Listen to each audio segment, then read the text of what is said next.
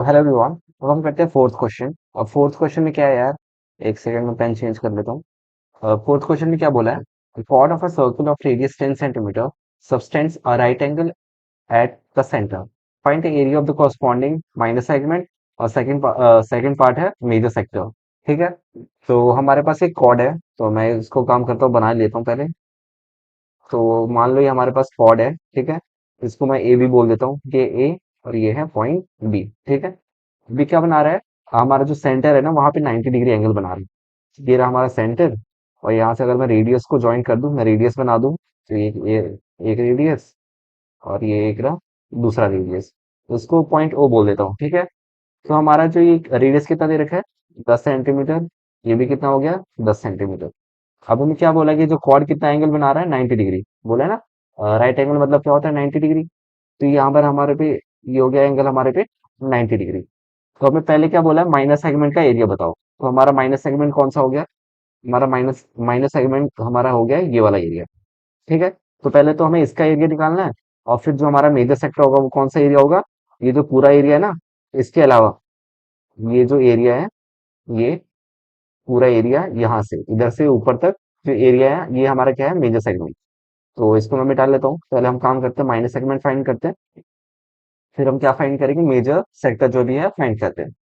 तो ये जो है हमारा, इसको मैं पहले लिख लेता हूँ माइनस सेगमेंट। कि हम माइनस सेगमेंट फाइंड कर रहे हैं, ठीक है। माइनस सेगमेंट, ठीक है भाई। अब हम इसे फाइंड कैसे करेंगे, तो पहले तो मैं इतना पूरा एरिया फाइंड करूंगा। कौन सा एरिया, यहाँ से यहाँ तक। देख रहे हो पूरा एरिया ना, यहाँ से इधर इधर मतलब जो भी है ये पूरा, यहाँ से ट्रायंगल को इंक्लूड करते हुए और नीचे का पूरा एरिया फाइंड करूंगा। ये एरिया कैसे आएगा, क्योंकि एक सेक्टर बन रहा है ना। अब हमें सेक्टर का एरिया तो निकालने आता ही है। तो पहले इस पूरे सेक्टर का एरिया निकालूंगा। और उसमें से जो ट्रायंगल बन रहा है ना हमारे पास, ये जो ट्रायंगल है, right angle triangle A B O, इसका एरिया माइनस कर दूंगा, तो ये नीचे वाला एरिया आ जाएगा ना। समझ में आ गया। मैं फिर से बताता हूँ। ये जो पूरा एरिया है, यहाँ से ऐसे ऐसे ये, इस पूरे एरिया को कैसे निकालेंगे, मतलब हमें निकालना क्या है, इतना पार्ट निकालना है, ये जो मैंने शेड कर रखा है इतना पार्ट निकालना है। तो पहले तो ये पूरा एरिया निकालूंगा। ये एरिया कैसे निकालते हैं, एरिया ऑफ सेक्टर का फॉर्मूला लगा के। और उसमें से अगर ये राइट एंगल जो ट्रायंगल बन रहा है, इसका एरिया मैं माइनस कर दूं, तो इतना एरिया आ जाएगा ना। तो इसको कैलकुलेट करते हैं। तो माइनस सेगमेंट का एरिया कैसे आएगा, एरिया ऑफ सेक्टर, कौन सा सेक्टर है, area of sector O A B. जो हमारा एरिया ऑफ सेक्टर है ओ ए बी, मतलब पूरा, ठीक है। और minus triangle O A B, ठीक है। तो इस सेक्टर में से ट्रायंगल का एरिया अगर मैं माइनस कर दूंगा, तो हमारे पास क्या आ जाएगा, माइनस सेगमेंट का एरिया आ जाएगा।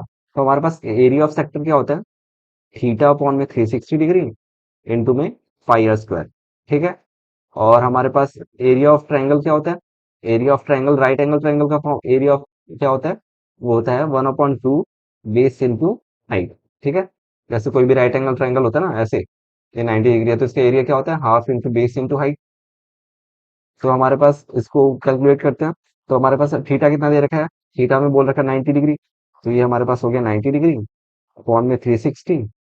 फाई कितना हो गया हमारे पास, 22/7। रेडियस कितना दे रखा है हमें, 10 सेंटीमीटर। तो हो जाएगा 10 इंटू 10 माइनस, हो जाएगा 1/2। बेस क्या है, बेस और हाइट दोनों 10 10 सेंटीमीटर है। तो ये 2 है, ठीक है, कैसा टेढ़ा मेरा 2 लिख दिया था मैं। तो बेस कितना हो गया हमारे पास 10, और हाइट भी कितना हो गया 10। तो अब कैलकुलेट करो। तो ये जीरो से जीरो कैंसिल, 9 4 जा 36, ठीक है। अब क्या हो जाएगा, ये हो जाएगा 2 11। तो इधर कितना हो जाएगा, 11 0 0 अपॉन में 7 2 जा 14 माइनस, ये हो जाएगा 5 2 जा 10 माइनस 50, ठीक है। तो इस एरिया को कैलकुलेट करोगे ना, तो ये हमारे पास आंसर कितना आएगा, ये आएगा हमारे पास 28.5 सेंटीमीटर स्क्वायर।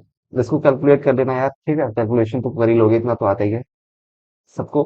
मैं टाइम वेस्ट नहीं करना चाहता इसमें, ठीक है। तो ये हमारे पास माइनस सेगमेंट का एरिया आ गया। अब हम मेजर सेगमेंट का एरिया निकालते हैं, तो वो हम नेक्स्ट पेज पे निकालते हैं। तो मेजर सेक्टर का एरिया कैसे आएगा, मेजर सेक्टर। तो हमारे पास ये, इसको मैं दोबारा बना देता हूँ। हमारे पास ये कॉर्ड था, यार मैं इतना बड़ा क्यों बना दे रहा हूँ कॉर्ड। ये हमारे पास कॉर्ड था ए बी, ठीक है, ये हमारे पास सेंटर था। ठीक है, ये 10 सेंटीमीटर था। ये पॉइंट ओ था, ये भी 10 सेंटीमीटर है। ठीक है, हमने ये एरिया तो फाइंड कर लिया, अब हमें कौन सा एरिया फाइंड करना है, ये वाला। ठीक है, ये जो पूरा एरिया है यहाँ से इस ट्रायंगल के ऊपर से इतना एरिया।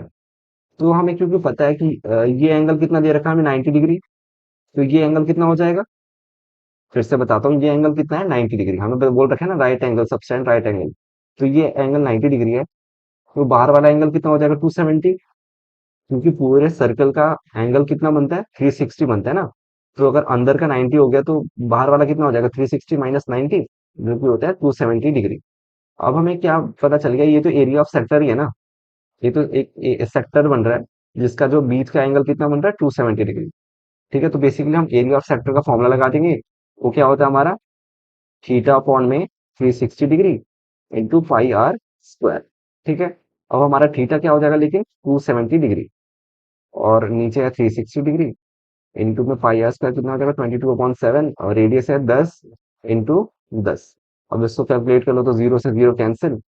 ये 3 9 जा 27, 3 12 जा 36, ये 3 3 जा 9, 3 4 जा, ये हो जाएगा फिर 2 11, फिर और क्या कटेगा, ये हो जाएगा 5।